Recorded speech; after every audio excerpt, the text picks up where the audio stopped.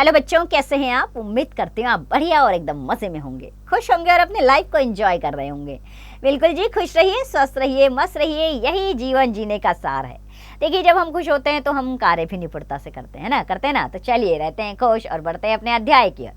अपने अध्याय में हम बहुत ही प्यारी सी कविता पढ़ने वाले हैं जिसका नाम है इतने ऊंचे उठो। तो बच्चों, अपनी सोच और विचार हमेशा सकारात्मक और उच्च कोटि के रखने चाहिए, तभी कुछ श्रेष्ठ और कल्याणकारी कर सकते हैं। इन्हीं भावों को कविता के रूप में यहाँ प्रस्तुत किया गया है। कवि ने सभी से उत्तम और श्रेष्ठ कर्म करते हुए मानवता का कल्याण करने का आह्वान किया है। आइए हम भी कविता की पंक्तियों से आनंदित होकर इस आह्वान को स्वीकार करें। तो कविता की पंक्तियां इस प्रकार है। इतने ऊंचे उठो कि जितना उठा गगन है, देखो इस सारी दुनिया को एक दृष्टि से, सिंचित करो धरा समता की भाव वृष्टि से, जाति भेद की, धर्म वेश की, काले गोले रंग द्वेष की ज्वालाओं को जलते जग में इतने शीतल बहो कि जितना मलय पवन है। ठीक है बच्चों, तो पहले तो हम इस छोटे से अंश में जो शब्द आए हैं उनका अर्थ ले लेते हैं। दृष्टि यानी कि नजर, सिंचित यानी कि सींचा हुआ, धरा भूमि, वृष्टि वर्षा, और द्वेष का अर्थ होता बच्चों ईर्ष्या और जलन। ठीक है, अब हम इसका अर्थ समझ लेते हैं। तो कवि ने इसमें कहा है, और मलय का अर्थ होता है मंद पवन। ठीक है, कवि ने इसमें कहा है कि तुम्हें इतना ऊंचा उठना है जितना गगन है। सारी दृष्टि को एक समान लेकर इस दुनिया को एक समान समझो, अर्थात एक समान नजर रखनी है ताकि हम किसी के साथ जाति भेद भाव का भेद ना रख पाए। सिंचित करा धरा, अर्थात इस पृथ्वी को सिंचित करो, सिंचाई करो, यहाँ वृक्ष लगाओ, इसे हरा भरा बनाओ, और सबके साथ समता यानी कि समानता का भाव रखो। जाति भेद की, धर्म देश की, काले गोरे रंग द्वेष की इन ज्वालाओं को अपने मन से, दिलो दिमाग से हटा दो और एक ऐसी शीतल पवन बहा दो जो सब में एकता का भाव पैदा कर दे। आगे की पंक्तियां बच्चों। नए हाथ से वर्तमान का रूप सवारो, नई तूलिका से चित्रों के रंग उभारो, नए राग को नूतन स्वर दो, भाषा को नूतन अक्षर दो, युग की नई मूर्ति रचना में इतने मौलिक बनो कि जितना स्वयं सृजन है। आइए अब इसमें पहले शब्दों के अर्थ ले लेते हैं। तो तूलिका का अर्थ होता बच्चों चित्र बनाने का ब्रश, नूतन यानी कि नया, और युग यानी कि काल, लंबे समय अंतराल। ठीक है, आइए अब लेते हैं इसका अर्थ। तो इन पंक्तियों के माध्यम से कवि ने कहा है कि अपने वर्तमान को संवारो और ऐसा रंग देने वाला ब्रश अपने हाथ से चलाओ ताकि सारी दुनिया रंगीन हो जाए और एक ही रंग में भर जाए। इस राग को नूतन स्वर में बदल दो, अर्थात ये हर जन जन तक ये बात पहुंचा दो। भाषा सबकी उत्तम हो। नए युग की रचना करो और मौलिक बनो, अर्थात इतने उदार बनो कि तुम नए समाज का निर्माण कर पाओ। लो अतीत से उतना ही जितना पोषक है, जीर्ण शीर्ण का मोह मृत्यु का ही द्योतक है।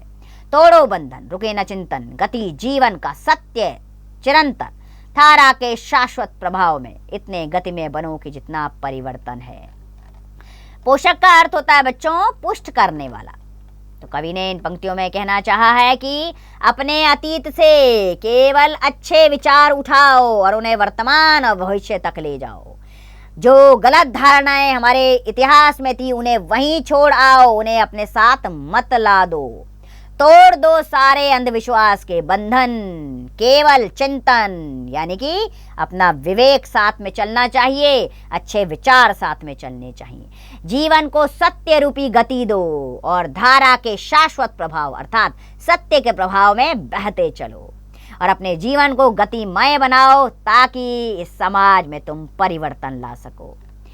चाह रहे हम इस धरती को स्वर्ग बनाना, अगर कहीं हो स्वर्ग उसे धरती पर लाना। सूरज चांद चांदनी तारे सब हैं प्रतिपल साथ हमारे।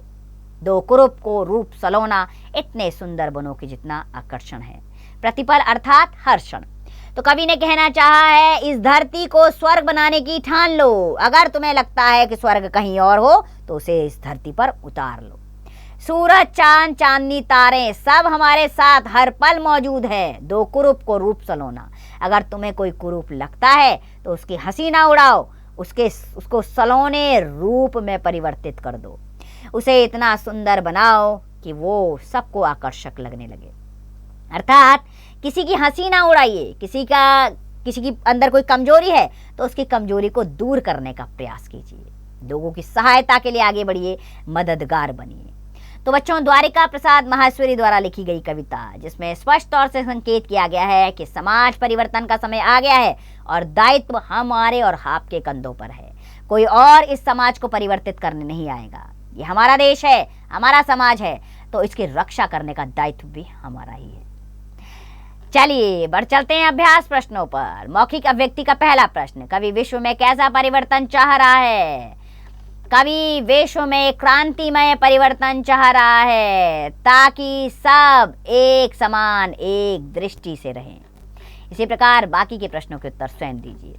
आइए अगला प्रश्न आ गया है, सही उत्तर वाले गोले करेंगे। पहला वाक्य है, इसमें किसके समान ऊंचा उठना चाहिए? तो गगन के समान, इसमें डी वाला विकल्प सही है। बाकी के सही विकल्प स्वयं ढूंढिएगा। भावार्थ लिखिए ख में, यहाँ पर आपको पंक्तियां दी गई हैं, इसका भावार्थ लिखना है, ठीक है। भाव, इन पंक्तियों में क्या कहा गया है, तो ऊपर अभी मैंने आपको इन पंक्तियों का भावार्थ बताया है, उसी प्रकार आप ये भावार्थ लिखिएगा। गौ में एक पद्यांश दिया गया है बच्चों, पद्यांश यानी कि पद्य का अंश, यानी कि कविता का अंश दिया गया है।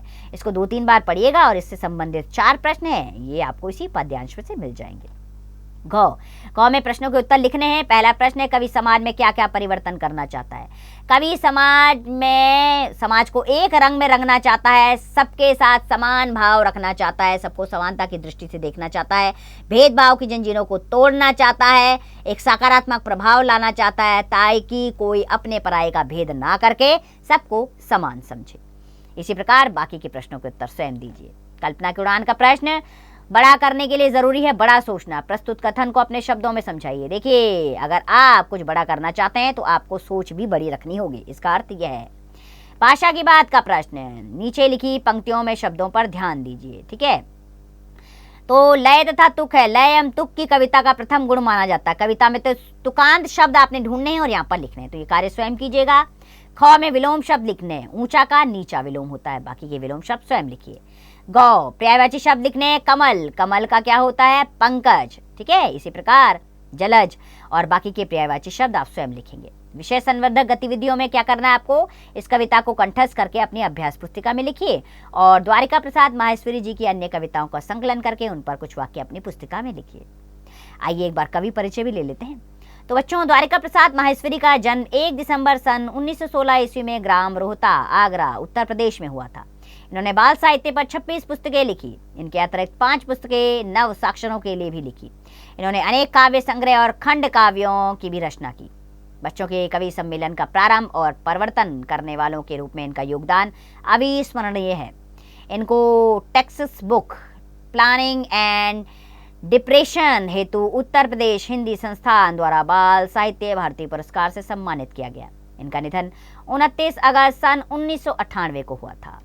तो ये थे द्वारिका प्रसाद माहेश्वरी, जिनके द्वारा रचित कविता आपने पढ़ी, जिसमें कवि ने आह्वान किया है कि हमें समाज में परिवर्तन लाना होगा। परिवर्तन लाने कोई और नहीं आएगा, हम और आप ही कारण हैं इस समाज के दूषित होने के, और इस समाज के उद्धार के भी कारण हम ही बनेंगे। तो आइए उद्धार करें इस समाज का और भेदभाव की मान्यताओं को हटा दें, उन बंधनों को तोड़ दें जो हमारे देश को विनाश की ओर ले जा रही हैं। इसी उम्मीद के साथ बच्चों कि आप ये प्रण लेंगे और आप समाज को सुधारने की दिशा में आगे बढ़ेंगे। खुश रहिए, स्वस्थ रहिए, मस्त रहिए और इस पाठ का अभ्यास करते रहिए।